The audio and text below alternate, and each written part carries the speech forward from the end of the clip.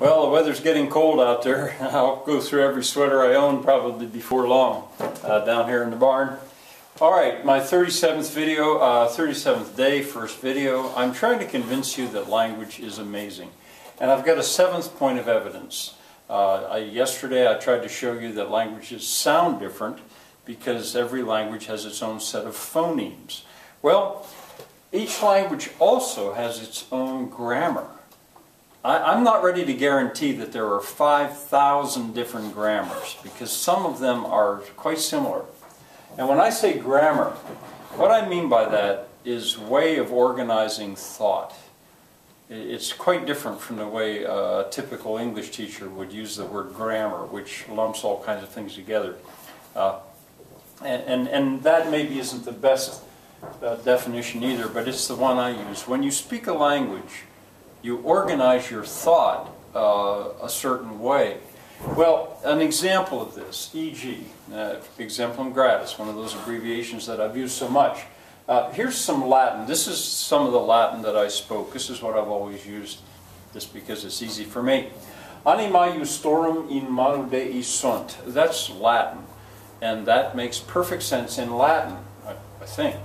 Well, anyway, if you take that and you change the vocabulary straight into English, morpheme by morpheme, that means smallest unit of meaning by smallest of unit of meaning, and you keep it right in the same order, well, on the root of that word means soul, like your everlasting soul.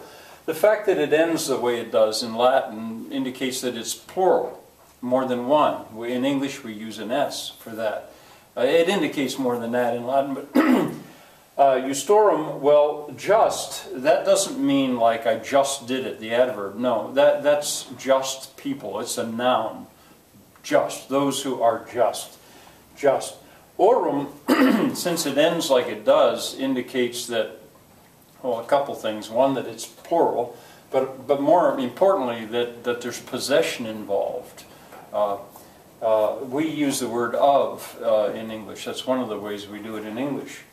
So souls, just of. In is a preposition in Latin. We say it in, it's the same, almost identical. Manu means hand. Dei, well, the root is God. The fact that it ends with an I shows possession. God owns something. We could say of God, or we could say God's. In English, we could do it either way. You might know the word, when I said Gloria in excelsis Deo, well, Deo means to God, not of God. Sunt. Well, sunt is a verb, and it means are. Well, in English we can say we are, they are, you are. In Latin it's clear that this is they are, and why it's clear is because it ends with an NT. So there's the order that the thought is presented. So we come up with souls, just of, in hand, God's, are they. Well, those are all English words, but that doesn't make any sense in English because the grammar, I've left the grammar, the way of organizing a thought, I've left it the Latin way. Well, it just doesn't work very well. To make it into English, the doors are banging because the wind's blowing out there. So that's the sound that you're hearing. Well, in English, we use the word the. It doesn't exist in Latin. You can't say the word the. There is no such word. But when we've got a noun coming, we very often like to put the word the in front of it. So, the souls. All right, that helps. Of the just. Well, by saying the, and it's clear that just now is a noun. The souls of the just are. Well, we have to go all the way to the end of the sentence. See, in English, we like to have our verbs in the middle of the sentence, not at the very end. In Latin, it almost doesn't matter what order the words are in. It still means the same thing. Latin is so amazing that way. Maybe when I get to Latin, I'll show you more about that.